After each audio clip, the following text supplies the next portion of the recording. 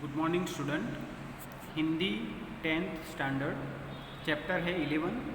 आज का हमारा विषय है हिंदी का चैप्टर 11 और इसका शीर्षक टाइटल भारतवर्ष हमारा, जिसके कवि है बाल कृष्ण शर्मा नवीन।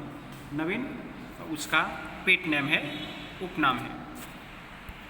बालकृष्ण शर्मा नवीन ने 11 साल की उम्र में पढ़ने की शुरुआत की थी।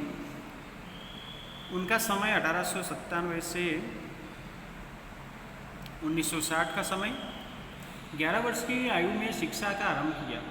यानी कि हम ये जान सकते हैं कि व्यक्ति कभी भी पढ़ सकता है, जो अपनी इच्छा होती है तब पढ़ सकता है, यानी कि मन की इच्छा दृढ़ होनी चाहिए। ये उच्च शिक्षा के लिए कानपुर आए, मध्य प्रदेश के कवि। इसलिए किंतु गांधी जी के आह्वान पर वे कॉलेज छोड़कर राजनीति में सक्रिय हुए। उस वक्त स्वतंत्रता आंदोलन का समय चल रहा था। उस वक्त सभी लोगों में, प्रायः ऐसा कह सकते हैं कि प्रायः सभी लोगों में राष्ट्र चेतना, राष्ट्र भावना, राष्ट्र प्रेम, त्याग, बलिदान जैसी भावनाएं सभी के दिलों में, दिमागों में चल रही थी। तो उसमें से एक कवि भी देश के लिए कॉलेज छोड़कर राजनीति में सक्रिय हुए। स्वतंत्रता आंदोलन का इन पर गहरा प्रभाव पड़ा। इसलिए राष्ट्रभक्ति और अन्याय के प्रति विद्रोह की चिंगारी इनके भीतर प्रकट हुई। उन्होंने भी देश के लिए कुछ करने की सोच रखी थी।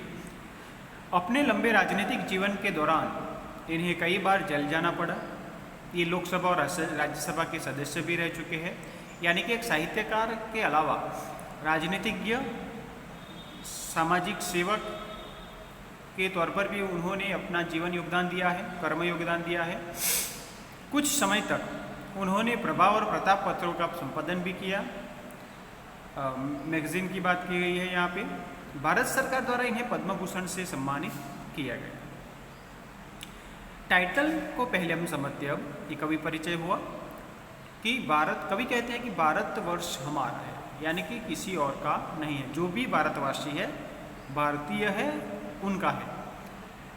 लेकिन उस वक्त जो अंग्रेजों ने हमारा देश उनके हाथों में ले लिया था और गुलामी में भारतीयों को छोड़ दिया था, इसलिए उस वक्त का ये काव्य भारत देश, अपने देश के प्रति सभी व्यक्ति निष्ठावान बने, कर्तव्यनिष्ठ बने।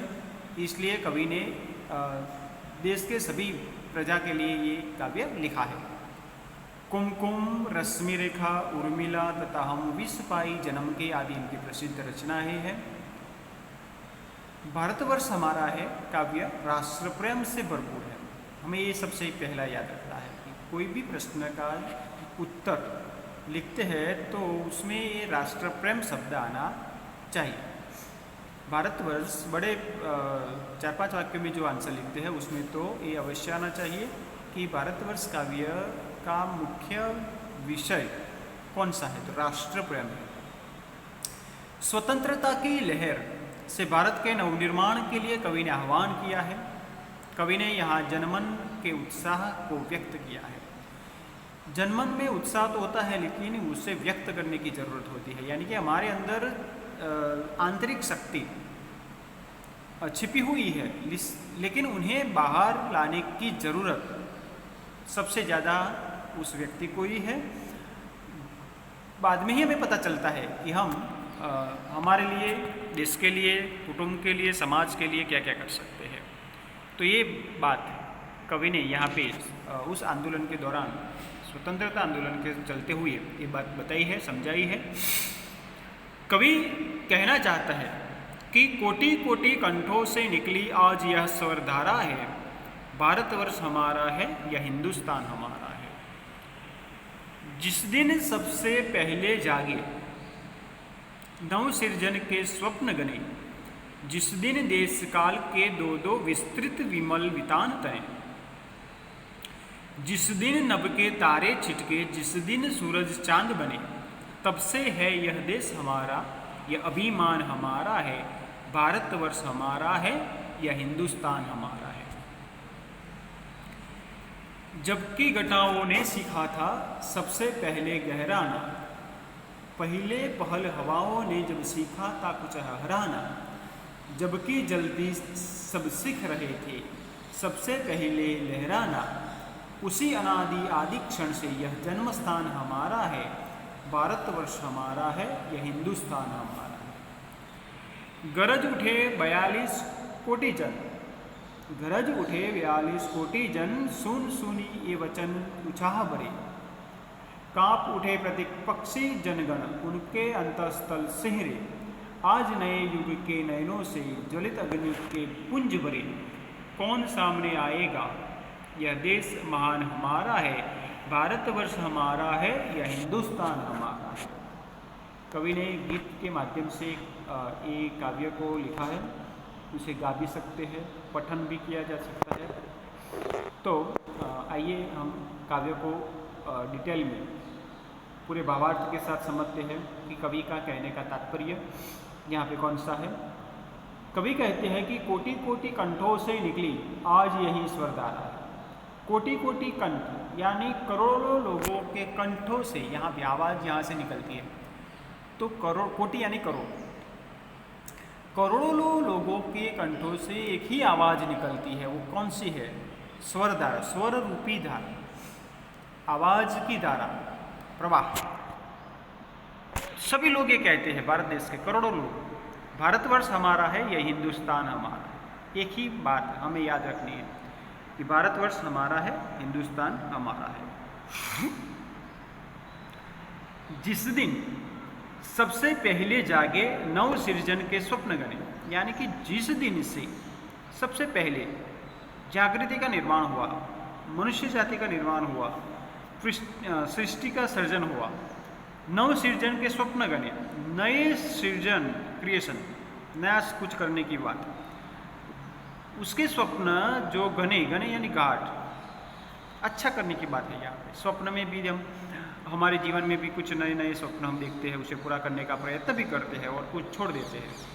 तो ये काम जब से शुरुआत हुई तब से, जिस दिन देश काल के दो दो, देश और समय, काल यानी समय, जिस दिन, उस दिन की बात है कि जिस दिन देश काल के दो दो विस्तृत विमल वितान तने, विस्तृत यानी लंबा, विशाल, विमल यानी स्वच्छ सफेद, विमल, मल यानी गंदा, वी यानी शुद्ध, मल नहीं है वह, विमल यानी स्वच्छ शुद्ध, वितान तने, वितान यानी तंबू।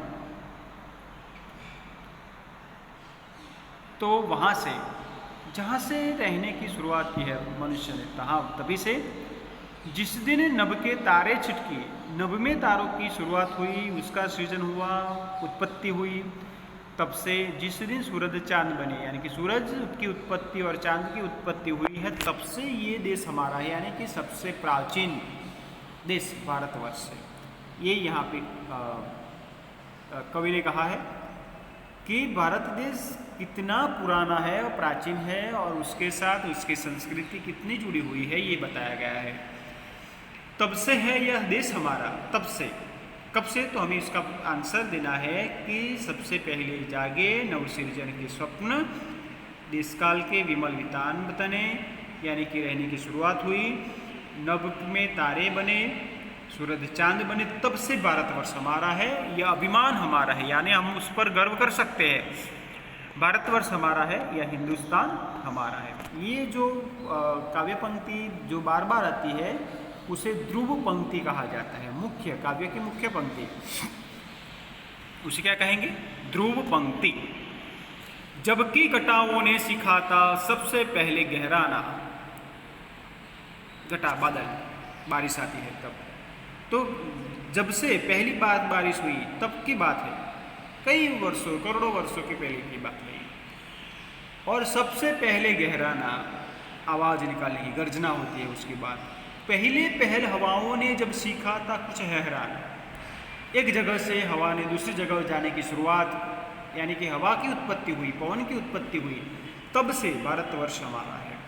जबकि जल्दी सब सीख रहे थे सबसे पहले लहराना, और जल्दी यानी सागर, समुद्र, समुद्र में लहरें आने की शुरुआत हुई थी, समुद्र की रचना हुई थी, तब से भारतवर्ष हमारा है, यानी कि सबसे प्राचीन देश ये हमारा है और हमारा ही रहना चाहिए।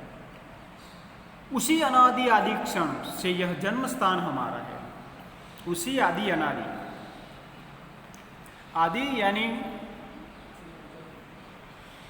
उसी आदि अनादि क्षण से यह जन्म स्थान हमारा है, भारतवर्ष हमारा है, यह हिंदुस्तान हमारा है।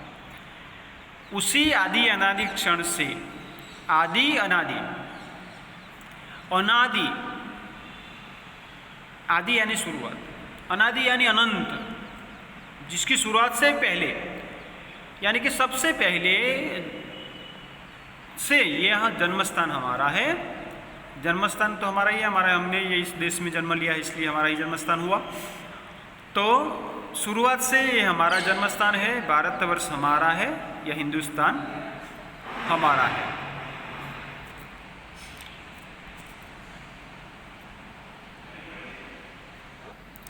तो यहाँ पे उसी आदि अनादि क्षण से यह जन्मस्थान हमारा है, भारतवर्ष हमारा है, यह हिंदुस्तान हमारा है। गरज उठे 42 कोटि जन। उस वक्त जब ये कविता की रचना हुई, उस वक्त हमारे देश की पॉपुलेशन, वस्ती 42 करोड़ की थी, ऐसा कवि कहते हैं। तो ये पूरी जनता देश की एक साथ गरज उठी है, गर्जना की है सामने वाले दुश्मनों के। उस वक्त अंग्रेज शासन चल रहा था। ये दुश्मन कौन हुए? अंग्रेज हुए। अंग्रेजों के अलावा भी जो विदेशी प्रजा है वो भी दुश्मन है। तो गरज उठे 42 कोटि जन, 42 करोड़ लोग एक साथ उसकी गर्जना कर देते हैं। तो किसी की ताकत नहीं है कि हमारे देश को हमसे छीन ले। तो एक होने की ज़रूरत है। यहाँ पे कवि ये कहना चाहते हैं कि सबसे प्राचीन देश है, सबसे अच्छा देश है, और इसलिए हमें हमारे देश को किसी और के हाथों में, गैरों के हाथों में नहीं छोड़ना चाहिए। सुन ये वचन उत्साह भरे, और उनके वचन उत्साह भरे। उत्साह यानी उत्साह, पैशन, जोश के साथ। कांप उठे प्रतिपक्षी जनगण। जब ये गरज उठते हैं, पूरा देश जब गरज उठता है कि हमारा देश हमारा ही है, हमारा ही रहना चाहिए, विदेशी प्रजा की यहाँ पे कोई ज़रूरत नहीं है, वो हम पर अत्याचार नहीं कर सकते। तो ये सारा विरोध एक साथ उत्साह के साथ हो जाए तो प्रतिपक्षी की जनगण जो है, प्रतिपक्षी यानी सामने वाला, विरोध पक्ष, कांप उठे प्रतिपक्षी जन, वो कांप जाएगा, सिहर जाएगा, डर जाएगा कि ये क्या हुआ। भारतीय प्रजा जो एक साथ खड़ी हो गई तो उसे यहाँ से दूम दबा के भागना पड़ेगा। उनके अंतस्थल सिहरे, सिहरना यानी कांपना, डर जाना, अंतस्थल आंतरिक, वो अंदर से भी डरने लगे। आज नए युग के नयनों से ज्वलित अग्नि के पुंज भरे, और उसे लगने लगा कि आज नए युग के नयनों से, नयन यानी आँखों से, आँखों में भी एक नयापन, ज्वलित अग्नि के पुंज भरे, और इतना गुस्सा, क्रोध नयनों में भी, आँखों में भी दिखाई देता है कि नया युग हमें लाना है, नए युग की रचना करनी है, और पुराने जो अयोग्य जो भी है व्यक्ति या नियम, सभी को यहाँ से हटाना है। ज्वलित अग्नि के पुंज भरे, पुंज यानी समूह, बड़ा समूह। कौन सामने आएगा? जब ये गर्जना होती है तो किसी की ताकत नहीं है कि वो सामने आए। यह देश महान हमारा है, भारतवर्ष हमारा है, यह हिंदुस्तान हमारा है। तो ललकारा विरोध पक्ष को। अत्याचार जो भारतीय प्रजा पे हो रहे थे, उससे प्रजा को लगा कि नहीं, ये गलत हो रहा है। तो जब प्रजा को लगता है कि ये गलत हो रहा है, तब विरोध होता है, और विरोध होता है तो सामने वाला कोई भी हो, प्रजा के सामने वो टिक सकता नहीं है। ये हमारे लोकतांत्रिक जनगण के देश में भी ऐसा हम मानते हैं, और ऐसी कई घटनाएं हुई है कि प्रजा के सामने जो भी राजा है या प्रधान है या पदाधिकारी है, ये सभी को प्रजा के सामने झुकना ही पड़ता है। इसलिए लोकशाही कहा है हमारे देश में। लोगों की शाही है यहाँ पे, राजाशाही नहीं है। तो इसलिए वो कहते हैं कि प्रजा के हित में ही कार्य होना चाहिए। जो नहीं होता है तो विरोध होगा, आंदोलन होगा और वो उसे जो गलत करता है उसे हटाया जाएगा। और भारतवर्ष हमारा ही है, हमारा ही रहेगा, भूतकाल में भी था, अभी भी है और भविष्य काल में भी रहेगा। ये कवि का कहने का तात्पर्य है और वो गर्व से कहते हैं कि हमारा ही है, किसी और हमसे ले सकते नहीं है। क्लियर?